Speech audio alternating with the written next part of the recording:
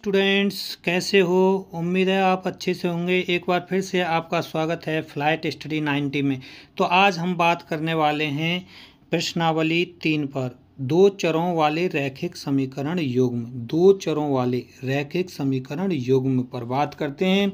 तो अभी तक हमने बहुपद पढ़ा था। बहुपद में हमने पढ़ा था a x plus b, a x plus b is equal to 0, या फिर ऐसे रैखिक समीकरण पढ़े थे। द्विघातीय बहुपद पढ़े थे, x square plus 2x plus 5 is equal to 0। त्रिघातीय पढ़े थे, एक्स की घात 3 प्लस 6 इज इक्वल टू 0। ऐसे पढ़े थे अभी तक। इनमें एक ही चर आ रहा था, एक्स एक्स एक्स एक्स, सभी में एक ही चर आ रहा है। लेकिन अभी हम बात करने वाले हैं दो चरों वाले रैखिक समीकरण युग्म। दो चरों वाले मतलब इसमें x भी आ रहा है और y भी आ रहा है। जैसे मैं यहाँ पर बात करूँ 2x plus 3y plus 6 is equal to 0। तो यहाँ पर हम देखते हैं, देखो दो के साथ में x आ रहा है, एक चर हो गया x चर हो गया और दूसरा चर क्या हो गया y। तो दो चर हो गए ना, एक चर x एक चर y। तो इसे बोलेंगे हम दो चरों वाला रैखिक समीकरण। ठीक है, दो चरों वाला रैखिक समीकरण आपकी समझ में आ गया होगा, उम्मीद है। अब बात करते हैं समीकरण युग्म की। किसकी बात करते हैं? समीकरण युग्म की। अब ये जो समीकरण युग्म है, ये समीकरण युग्म क्या होता है, यहाँ पर हम बात करते हैं युग्म की। तो युग्म की जब हम बात करते हैं तो यहाँ पर जब हमें युग्म का मतलब, यहाँ से हमें पता चल रहा है दो समीकरण होंगे। युग्म का मतलब दो हो गया। तो एक समीकरण हमें दिया है और दूसरा भी समीकरण दिया गया है और दो समीकरण हमें दे रखे हैं, तो वो कहलाएगा युग्म। मान लो एक समीकरण हमें दे रखा है a1x plus b1y plus c1 is equal to 0, और दूसरा समीकरण दे रखा है a2x प्लस b1y प्लस न b2 आएगी यहाँ पर plus c2 is equal to 0। तो दो समीकरण आ गए यहाँ पर। तो यहाँ पर देखो a b और c आ रहे हैं, यहाँ पे a b और c आ रहे हैं। लेकिन यहाँ पर पहले समीकरण में हमने पहचान के लिए a1 b1 और c1 रख दिया है और दूसरे समीकरण में a2 b2 और c2 रख दिया है। उम्मीद है आपकी समझ में आ गए होंगे। अब आप बात करते हैं a b और c क्या हैं। a b और c ये क्या हैं? ये वास्तविक संख्याएं हैं। क्या हैं? ये वास्तविक संख्या हैं। क्यों? क्योंकि x का गुणांक है यहाँ पर a, y का गुणांक है b, और ये जो c है ना, ये है यहाँ पर c। ठीक है, ये हो गया रैखिक समीकरण युग्म। इसको बोलते हैं रैखिक समीकरण युग्म। दो समीकरणों का समूह, उसको बोलेंगे रैखिक समीकरण युग्म। अब बात करते हैं रैखिक समीकरण को ग्राफ पर प्रदर्शित करने पर एक सीधी रेखा प्राप्त होती है। कैसी रेखा प्राप्त होती है? सीधी रेखा। जब हम, क्योंकि नाम है इसका रैखिक समीकरण, जब इसकी हम ग्राफ बनाते हैं ना, तो हमें एक सीधी रेखा प्राप्त होगी। ग्राफ पर कोई भी सीधी रेखा प्राप्त होगी, एकदम सीधी रेखा। ठीक है, और इस रेखा का जो प्रत्येक बिंदु है ना, वो इस समीकरण का हल होगा। इस रेखा पर अनेक बिंदु होंगे। ठीक है, और इस रेखा पर जितने भी बिंदु होंगे ना, वो सारे के सारे उस समीकरण के हल कहलाएंगे। अभी आप समझ लो, जब क्वेश्चन आएंगे तो विस्तार से इनको समझेंगे। अभी थोड़ा परिचय इनसे कर लेते हैं। ठीक है, आगे बात करते हैं हम दो चर एक्स वाई के लिए युग्म निम्न प्रकार है। युग्म मैंने अभी आपको बता दिए, a1x b1y c1 is equal to 0 एक समीकरण, ये a2x b2y c2, ये कहलाएंगे दो समीकरण हमारे रैखिक समीकरणों का युग्म। क्या कहलाएगा? ये युग्म कहलाएगा।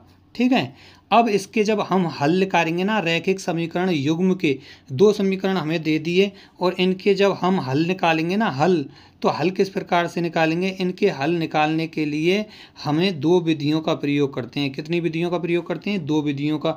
एक विधि है हमारी ग्राफीय विधि। ग्राफीय विधि कैसी है? जैसे कि हमने यहाँ पर लिया ग्राफ। ठीक है, तो एक हमें पहला जो समीकरण है, हमें इसकी एक सीधी रेखा प्राप्त होगी। दूसरी जो समीकरण है, इसकी भी एक सीधी रेखा प्राप्त होगी। जब हमें पहले समीकरण की, मान लो ये रेखा हमें प्राप्त हुई, ये पहले समीकरण की प्राप्त हुई है। ठीक है, दूसरे समीकरण की हम निकालते हैं। दूसरे समीकरण की मान लो ये प्राप्त हुई है रेखा, दूसरे समीकरण की ये और पहले समीकरण की ये रही है ना। यहाँ पर ये दोनों रेखाएं काट रही हैं, वो इन दोनों का हल होगा, दोनों समीकरणों का हल कहलाएगा। तो इस प्रकार से हम ग्राफीय विधि द्वारा इनके हल ज्ञात कर सकते हैं, समीकरण युग्मों के हल ज्ञात कर सकते हैं। एक दूसरी विधि है, एक तो ग्राफ के द्वारा कर सकते हैं, क्वेश्चन आएंगे हम विस्तार से पढ़ेंगे, इनको हल करके आपको दिखाएंगे, ठीक है। अब बात करते हैं हम दूसरी विधि की। जो दूसरी विधि है वो है बीजगणितीय विधि। बीजगणितीय विधि के द्वारा भी हम इनके समीकरण युग्मों के हल प्राप्त कर सकते हैं। तो बीजगणितीय जो विधि है वो कितनी है, वो 3 विधि हैं। 3 विधियों का हम प्रयोग करते हैं और उसके द्वारा हम समीकरण युग्मों का हल ज्ञात कर सकते हैं। 3 विधि कौन कौन सी है, एक तो प्रतिस्थापन विधि, एक है विलोपन विधि, एक है वज्रगुणन विधि। प्रतिस्थापन विधि पर हम क्या करते हैं, एक समीकरण से x का या y का मान निकालते हैं और दूसरे समीकरण में प्रतिस्थापित कर देते हैं और हमें x या y का मान प्राप्त हो जाता है। इस प्रकार से x के और y के मान हम प्राप्त कर लेते हैं। विलोपन विधि में हम क्या करते हैं, एक समीकरण के नीचे दूसरे समीकरण को लिखते हैं और उनको घटाने पर या जोड़ने पर करते हैं, आपस में काट कर और समीकरण का हल ज्ञात कर सकते हैं। और वज्रगुणन विधि क्या होती है, वज्रगुणन विधि में x y और 1 रख के और इनके नीचे हम b1 b2 ऐसे रखते हैं इनका, और इनके द्वारा हम इनका वज्रगुणा करते हैं नीचे और वज्रगुणा करके इनका हल ज्ञात कर लेते हैं। अभी क्वेश्चन आएंगे, हम विस्तार से इसे आपको तीनों विधियों से सवालों को करने वाले हैं। तो 3 विधियां भी आपको ये ध्यान रखना है। एक विधि तो हो गई कौन सी, ग्राफीय विधि, और एक विधि हो गई कौन सी, बीजगणितीय विधि, ठीक है। तो बीजगणितीय विधि 3 होती हैं, तीनों विधियों से हम सवालों को करने वाले हैं। करते हैं रैखिक समीकरण युग्म से जो हमें ग्राफीय विधि में जो रेखाएं प्राप्त होंगी ना, उनके द्वारा हम हलों का पता लगा सकते हैं। किस प्रकार से पता लगाएंगे, तो यहाँ पर हम बात करते हैं, देखो पहले हम बात करते हैं प्रतिच्छेदी। हमें जो रेखा प्राप्त होंगी ना वो 3 प्रकार की प्राप्त होंगी। 3 प्रकार की प्राप्त हो सकती हैं, या तो वे रेखाएं प्रतिच्छेदी होंगी, या वे समपाती होंगी, या फिर वे रेखाएं समानांतर होंगी। जैसे कि ग्राफ है, और ग्राफ पर जब हम देखेंगे ना, तो ग्राफ पर देखो, यहाँ पर हम ग्राफ लेते हैं, ये ग्राफ है, ठीक है। तो यहाँ पर जो रेखाएं प्राप्त होंगी ना, या तो वो रेखाएं कहीं पर काटेंगी, ठीक है, एक स्थिति ये होगी, या फिर वे रेखाएं कहीं भी नहीं काटेंगी, समानांतर आएंगी, ठीक है। या फिर वे रेखाएं कैसी आएंगी, समपाती। समपाती क्या होता है, समपाती एक रेखा आ गई और उसके ऊपर, जस्ट उसके ऊपर ही दूसरी रेखा आ गई, ये होती है समपाती। तो अब यहाँ पर हम देखते हैं, जब ये रेखाएं प्रतिच्छेदी होती हैं ना, तो ये एक जगह काटती हैं। कितनी जगह काटती हैं, एक जगह काटती हैं। तो इन जो रैखिक समीकरण युग्म है, इनका जो हल होगा ना वो केवल एक होगा, अर्थात अद्वितीय हल होगा। और समीकरण युग्म कैसा होगा, संगत होगा। कैसा होगा, संगत होगा, याद रखना है, संगत होगा। इसके लिए भी शर्त है, हम डायरेक्ट ग्राफ ना बना करके ए बी और सी से हम डायरेक्ट प्राप्त इनको कर सकते हैं, अभी आपको बताएंगे, ठीक है। या फिर वो रेखाएं अगर हमें समानांतर प्राप्त हो रही हैं, तो देखो ये समानांतर रेखाएं ऐसी रेखाएं होती हैं जो कहीं पर काटती नहीं हैं। इनको हम आगे कितना भी बढ़ा लें, ये कहीं भी काटेंगी नहीं, और जब ये काटेंगी नहीं तो हमारा जो रैखिक समीकरण युग्म है उसका कोई भी हल नहीं होगा, कोई भी हल नहीं होगा, ठीक है। और जो रैखिक समीकरण युग्म है वो कैसा होगा, असंगत होगा। कैसा होगा, असंगत। यहाँ पर समानांतर रेखा, कैसी रेखा की बात करते हैं, समानांतर रेखा की हमने बात कर ली, कैसी होंगी, कोई भी हल नहीं होगा। और रैखिक समीकरण युग्म क्या होगा, असंगत होगा। अब बात करते हैं हम समपाती की। समपाती रेखा इसके ऊपर ही आएगी, तो इसके मतलब कितने बिंदुओं पर काट रहा है, अनंत बिंदुओं पर काट रहा है, यहाँ भी हल होगा, यहाँ भी हल होगा, यहाँ भी, और रेखा को हम कितना भी बढ़ा सकते हैं। तो इसके जो हैं अनेक हल होंगे, अर्थात अनंत हल होंगे। और रैखिक समीकरण युग्म कैसा होगा, संगत होगा, आश्रित संगत हमारा रैखिकरण युग्म होगा। अब बात करते हैं हम बगैर ग्राफ बनाए हम इनको कैसे पहचानें।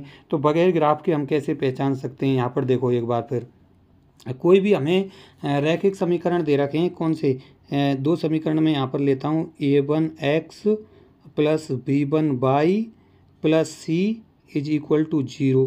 और एक समीकरण ले लिया मैंने यहाँ पर a2x plus b2y plus c is equal to 0। ये 2 समीकरण है, ठीक है।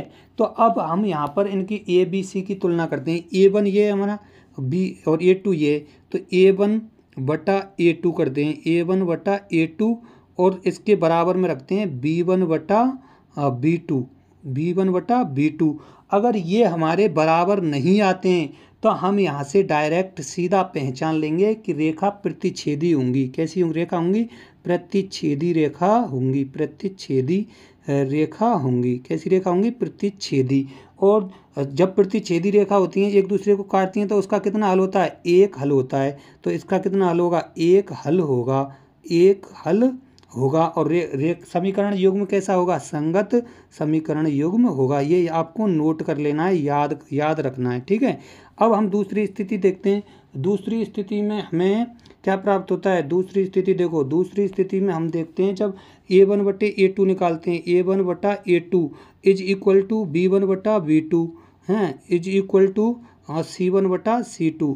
जब हम ये निकालते हैं, ठीक है, तो यहाँ पर हमें ये तीनों अगर बराबर प्राप्त होते हैं, A1 बटा A2 is equal to B1 बटा B2 is equal to C1 बटा C2, अगर ये तीनों बराबर प्राप्त होते हैं तो हम यहाँ पर पहचानेंगे जो रेखाएं होंगी ना वो कैसी होंगी? समपाती रेखाएं होंगी। कैसी रेखाएं होंगी? समपाती। और समपाती रेखाएं हम जानते हैं एक रेखा और उसके ऊपर दूसरी रेखा होती है, ठीक है। इसके कितने हल होते हैं? अभी बताए थे हमने, अनेक हल होते हैं, अनंत हल होते हैं। तो अनेक हल होंगे और जो रैखिक समीकरण युग्म होगा वो कैसा होगा? आश्रित संगत होगा। कैसा होगा? संगत होगा, ठीक है।